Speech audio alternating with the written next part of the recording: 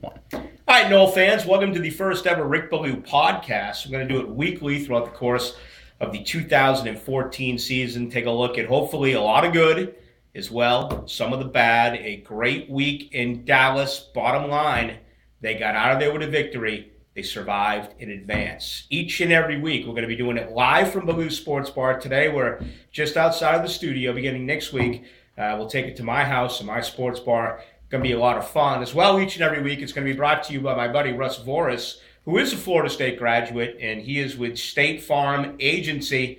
Russ will handle each and every one of your insurance needs. Just give him a call at 904-276-9535, or you can go to Russ Vorhis, that's VORHIS.com, to get all the information. All right, you go to Dallas, you get a win.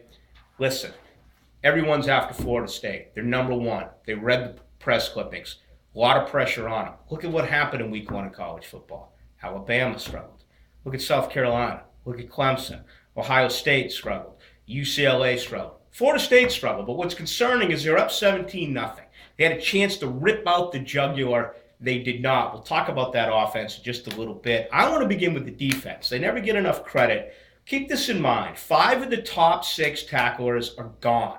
They're playing in the National Football League, including Telvin Smith right here in Jacksonville. That's going to hurt. Folks, there's not a senior on the defense. And that really created a little bit of havoc this past Saturday night. I think it's going to be next to impossible to replace Timmy Jernigan. In my opinion, he's the best defensive tackle that they've had going back to Corey Simon. Better than Darnell Dockett, better than everyone else.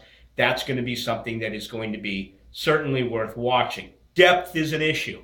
Where are you, Noddy? Where are you, Christmas? Where are you, Leonard? This week against the Citadel, I would think that is when we start to see the implosion of the freshmen. They need more of a rotation. Look at what Jeremy Pruitt did with Georgia. Played 22, 23 defensive players. That's always been the standard at Florida State.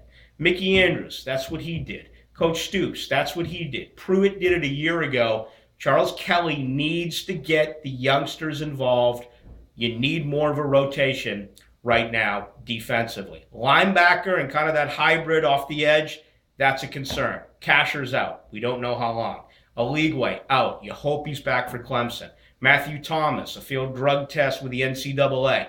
Out a year. FSU lawyers trying to get it to 6 games. We'll keep you updated on that. That's a problem as well. I think it's the best secondary in America. Okay, there were some times where they made some mistakes, some misdirection, a little bit of confusion, some blown assignments. Overall, the defense, I think, is going to be fine.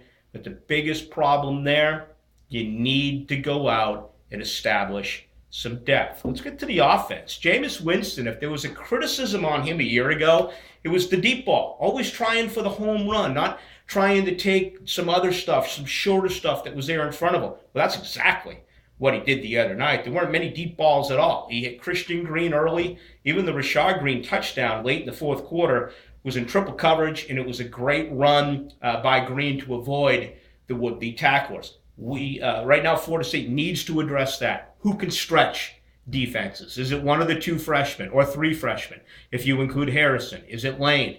Is it Rudolph? Much like I said with defensive tackles, it's time for younger wide receivers to get involved. You know what I'd like to see Saturday night against the Citadel? Script some plays early for Kermit Woodfield. Guy showed a lot, in my opinion, on Saturday. Get to him early. Bobo Wilson returns. Try to get to him. Establish a little bit more confidence in the senior, Christian Green. Scooter Higgins, where were you?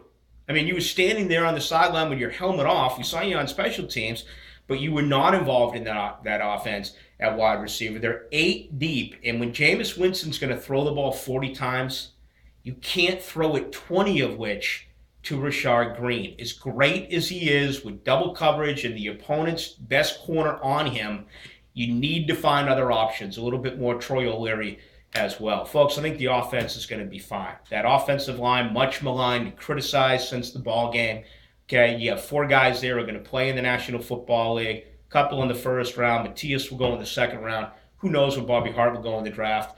That all depends on how he performs this year. There are a little bit of concerns right now at center with Barron. Let's give it another week or two. We'll see. Maybe the junior college transfer heir ends up taking over those responsibilities down the road. We'll keep you updated if anything actually does take place there. My biggest surprise was Pender. The kid was outstanding. 3 carries, more than 10 yards per. Jimbo Fisher never gave him the ball again after the 3:06 mark of quarter number 3. That's a mistake. I'm not saying bad coaching, but that is a mistake. There are a lot of mistakes for Florida State on Saturday night. Burning those 3 timeouts early in the third quarter, wow. Really could have cost them. I think when it's all said and done, too many touches for Carlos Williams, a lot more Pender this week against the Citadel. Also, hopefully, a first opportunity to see what true freshman and 5-star Dalvin Cook is able to do. Overall, Florida State fans, it's a good win, okay? They didn't cover the spread. They didn't blow out Oklahoma State, but it's a good win. And in my opinion, it's the best thing that could have happened to Florida State, because this week the practice will be very spirited. They can look at one another and understand that they're on they are everyone's bullseye, and they're going to be gunning for them each and every week. I would expect things to turn around almost immediately for FSU. Final thought. The uniforms sucked.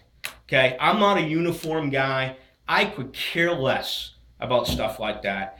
But that was an absolute disgrace. I thought it was Georgia Tech out there with a purple face mask. Now, I'm not here to ask for jobs and things along those lines. But what's going on over there, okay? You had someone call into our radio show defending Jeremy Pruitt the day after he snuck out at midnight to go to Georgia.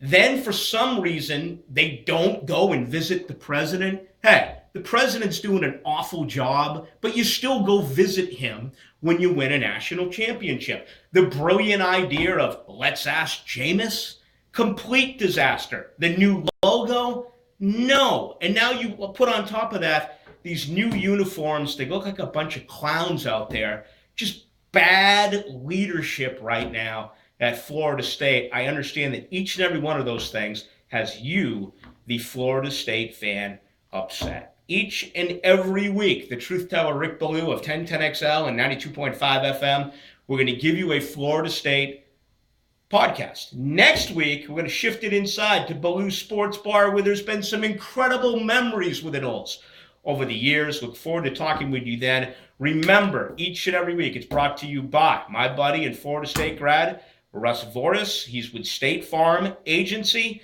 His phone number, 276-9535, area code 904-276-9535, or visit him by going to russvorhis.com. The Citadel this week, youth, depth, an off week, and then the Clemson Tigers coming up in a few.